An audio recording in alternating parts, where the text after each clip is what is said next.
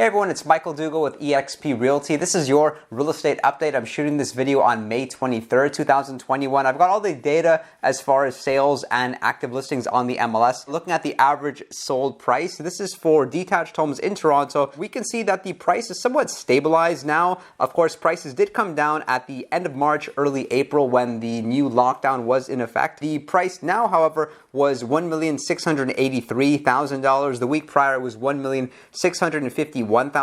So the prices reached their highest point sometime middle and end of March. That's when properties were often getting 20, even 30 offers and selling 10 to 20% over their asking price. But we can see here, based on the blue graph, which represents 2020, that although sure the market maybe is not as hot as it was in middle of March, the prices are definitely higher than what they were 12 months ago. On May 19th, we saw 277 sales represented that week. There were 274 sales reported the week before. And similarly, when it comes to average price, the number of sales was at its highest point sometime in the middle of March, end of March, but there is definitely no sign of any slowdown. Based on this, there were 73% of properties selling above the asking price. The week prior, there was 70% of homes were selling above their list price. So for all of you viewers that are asking me whether prices will drop, I would say no, because I think if they would have dropped, it probably would have happened by now. As we can see, the market did somewhat decline when this new lockdown came into an effect, but based on the fact that 73% of homes are still selling above the asking price, it looks like things are really only going to go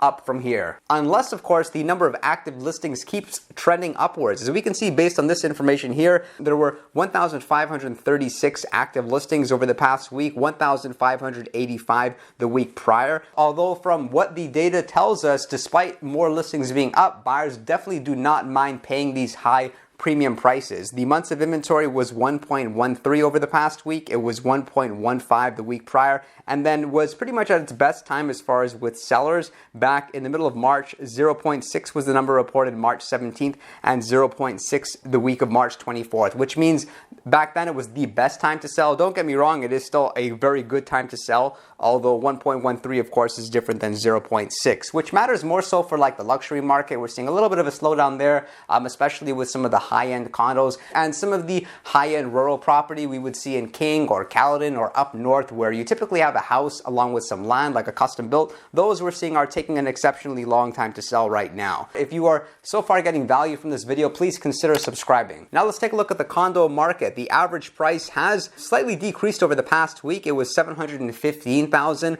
although it was $725,000 before. Looks like the price is somewhat hovering between $700,000 and $750,000 throughout the past couple of months. And I'm going to predict that from now to the end of the year, the prices will be going up for condos. So expect to see a higher price per square feet and some of the luxury condos, and of course these parking spots selling for a lot more than what they are selling now. So in my opinion, great time to buy a condominium. I think as soon as this lockdown has ended somewhat, then the prices should go up by $50,000 to $70,000. And based on this gap between the yellow line and the blue line, we can see the average condo is up and has been up pretty much the whole year, with the exception of the middle of March. But what's so is we're seeing rents and the rental market starting to stabilize. Rents were actually decreasing for a long time. So I think this should give a lot of confidence to investors out there that it's a great time to buy. Prices should appreciate, and most likely the rental market will keep improving like it has been the past 5 years. Here's the weekly activity for the condo market, taking us all the way back to December 2nd.